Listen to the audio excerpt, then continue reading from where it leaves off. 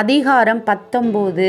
அவர் எரிகோவில் பிரவேசித்து அதன் வழியாக நடந்து போகையில் ஆயக்காரருக்கு தலைவனும் ஐஸ்வர்யமானுமாயிருந்த சகேயு எனப்பட்ட ஒரு மனுஷன் இயேசு எப்படிப்பட்டவரோ என்று அவரை பார்க்க வகை தேடினான். அவன் குள்ளனானபடியால் ஜனக்கூட்டத்தில் அவரை காணக்கூடாமல் அவர் போகும் வழியில் முன்னாக ஓடி அவரை பார்க்கும்படி ஒரு காட்டத்தி மரத்தில் ஏறினான்.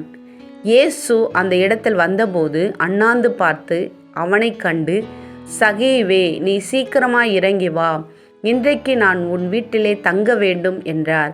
அவன் சீக்கிரமாய் இறங்கி சந்தோஷத்தோடு அவரை அழைத்து கொண்டு போனான். அதை கண்ட யாவரும், இவர் பாவியான மனுஷரிடத்தில் தங்கும்படி போனார் என்று முறுமுறுத்தார்கள். சகேயு நின்று கர்த்தரை நோக்கி, ஆண்டவரே, என் ஆஸ்திகளில் பாதியை ஏழைகளுக்கு கொடுக்கிறேன். நான் ஒருவனிடத்தில் எதையாகிலும் அநியாயமாக வாங்கினதுண்டானால் நாளத்தனையாக திரும்ப செலுத்துகிறேன் என்றான். இயேசு அவனை நோக்கி, இன்றைக்கு இந்த வீட்டுக்கு இரட்சிப்பு வந்தது. இவனும் ஆபிரகாமுக்கு குமாரனாய் இருக்கிறானே. இழந்து போனதை தேடவும் இரட்சிக்கவுமே மனுஷகுமாரன் வந்திருக்கிறார் என்றார். அவர்கள் இவைகளை கேட்டுக்கொண்டிருக்கையில் அவர் எருசலேமுக்கு சமீபமாய் இருந்தபடினாலும் தேவனுடைய ராஜ்யம் சீக்கிரமாய் வெளிப்படும் என்று அவர்கள் நினைத்தபடியினாலும் அவர் ஒரு உவமையை சொன்னார். பிரபுவாகிய ஒருவன் ஒரு ராஜ்யத்தை பெற்றுக்கொண்டு திரும்பி வரும்படி தூர தேசத்துக்கு போக புறப்பட்டான். புறப்படும்போது அவன் தன் ஊழியக்காரரில் 10 பேரை அழைத்து அவர்களிடத்தில் 10 ராத்தல் திரவியங்களை கொடுத்து, நான் திரும்பி வருமளவும் இதை கொண்டு வியாபாரம் பண்ணுங்கள் என்று சொன்னான். அவனுடைய ஊரார் அவனை பகைத்து, இவன் எங்கள் மேல் ராஜாவாய் இருக்கிறது எங்களுக்கு மனதில்லை என்று சொல்லும்படி அவன் பின்னே ஸ்தானாபதிகளை அனுப்பினார்கள். அவன் ராஜ்யத்தை பெற்றுக்கொண்டு திரும்பி வந்தபோது தன்னிடத்தில் திரவியம் வாங்கியிருந்த அந்த ஊழியக்காரரில் அவன் வியாபாரம் பண்ணி சம்பாதித்தது இவ்வளவென்று அறியும்படி அவர்களை தன்னிடத்தில் அழைத்து வரச் சொன்னான். அப்பொழுது முந்தினவன் வந்து, ஆண்டவனே, உம்முடைய ராத்தலினால் 10 ராத்தல் ஆதாயம் கிடைத்தது என்றான்.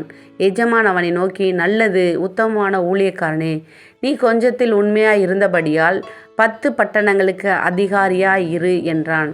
அப்படியே 2ஆம் ஊழியக்காரன் வந்து, ஆண்டவனே, உம்முடைய ராத்தலினால் 5 ராத்தல் ஆதாயம் கிடைத்தது என்றான். அவனையும் அவன் நோக்கி, நீயும் 5 பட்டணங்களுக்கு அதிகாரியாய் இரு என்றான். பின்பு வேறொருவன் வந்து, ஆண்டவனே, இதோ உம்முடைய ராத்தல், இதை ஒரு சீலையிலே வைத்திருந்தேன். நீர் வைக்காததை எடுக்கிறவரும் விதைக்காததை அறுக்கிறவருமான கடினமுள்ள மனுஷர் என்று அறிந்து உமக்கு பயந்திருந்தேன் என்றான். அதற்கு அவன், பொல்லாத ஊழியக்காரனே, உன் வாய் சொல்லை கொண்டே உன்னை நியாயம் தீர்க்கிறேன். நான் வைக்காததை எடுக்கிறவனும் விதைக்காததை அறுக்கிறவனுமான கடினமுள்ள மனுஷன் என்று அறிந்தாயே. பின்ன ஏன் நீ என் திரவியத்தை காசு கடையில் வைக்கவில்லை? வைத்திருந்தால் நான் வரும்போது அதை வட்டியோடே வரப்பண்ணி கொள்வேனே என்று சொல்லி சமீபமாய் நின்றவர்களை நோக்கி, அந்த ராத்தல் அவன் கையிலிருந்து எடுத்து 10 ராத்தல் உள்ளவனுக்கு கொடுங்கள் என்றான். அதற்கு அவர்கள், ஆண்டவனே, அவனுக்கு 10 ராத்தல் இருக்கிறதே என்றார்கள். அதற்கு அவன், உள்ளவன் எவனுக்கும் கொடுக்கப்படும், இல்லாதவனிடத்தில் உள்ளதும் எடுத்துக்கொள்ளப்படும் என்று உங்களுக்கு சொல்லுகிறேன். அன்றியும் தங்கள் மேல் நான் ராஜாவாகிறதற்கு மனதில்லாதிருந்தவர்களாகிய என்னுடைய சத்துருக்களை இங்கே கொண்டு வந்து எனக்கு முன்பாக வெட்டி போடுங்கள் என்று சொன்னான் என்றார். இவைகளை அவர் சொன்ன பின்பு எருசலேமுக்கு புறப்பட்டு முந்தி நடந்து போனார். அவர் ஒலிவுமலை எனப்பட்ட மலையின் அருகான பெத்பகே பெத்தானியா என்னும் ஊர்களுக்கு சமீபித்த போது தம்முடைய சீஷரில் 2 பேரை நோக்கி, உங்களுக்கு எதிரே இருக்கிற கிராமத்துக்கு போங்கள். அதிலே பிரவேசிக்கும் போது மனுஷரில் ஒருவனும் ஒரு காலும் ஏறிராத கழுதை குட்டியை கட்டியிருக்க காண்பீர்கள். அதை அவிழ்த்து கொண்டு வாருங்கள். அதை ஏன் அவிழ்க்கிறீர்கள் என்று யாராவது உங்களிடத்தில் கேட்டால் அது ஆண்டவருக்கு வேண்டுமென்று சொல்லுங்கள் என்றார். அனுப்பப்பட்டவர்கள் போய் தங்களுக்கு அவர் சொன்னபடியே கண்டார்கள். கழுதை குட்டியை அவர்கள் அவிழ்க்கும்போது அதற்கு உடையவர்கள், குட்டியை ஏன் அவிழ்க்கிறீர்கள் என்று கேட்டார்கள். அதற்கு அவர்கள், அது ஆண்டவருக்கு வேண்டும் என்று சொல்லி அதை இயேசுவினிடத்தில் கொண்டு வந்து தங்கள் வஸ்திரங்களை அதன் மேல் போட்டு இயேசுவை அதன் மேல் ஏற்றினார்கள்.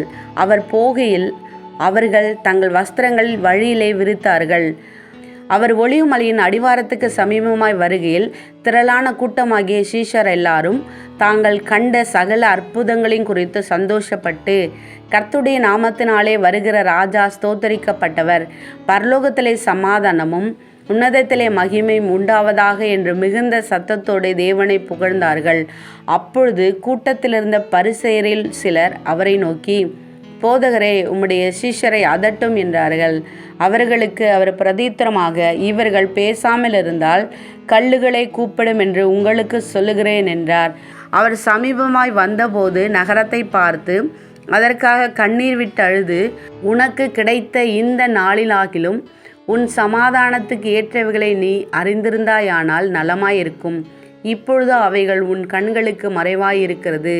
உன்னை சந்திக்கும் காலத்தை நீ அறியாமற் போனபடியால் உன் சத்துருக்கள் உன்னை சூழ மதில் போட்டு உன்னை வளைந்து கொண்டு எப்பக்கத்திலும் உன்னை நெருக்கி உன்னையும் உன்னிலுள்ள உன் பிள்ளைகளையும் தரையாக்கி போட்டு உன்னிடத்தில் ஒரு கல்லின் மேல் ஒரு கல்லிராதபடிக்கு செய்யும் நாட்கள் உனக்கு வரும் என்றார்.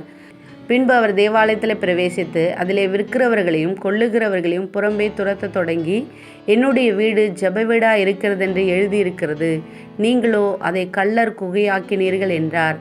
அவர் நாடோறும் தேவாலயத்தில் உபதேசம் பண்ணி கொண்டிருந்தார்.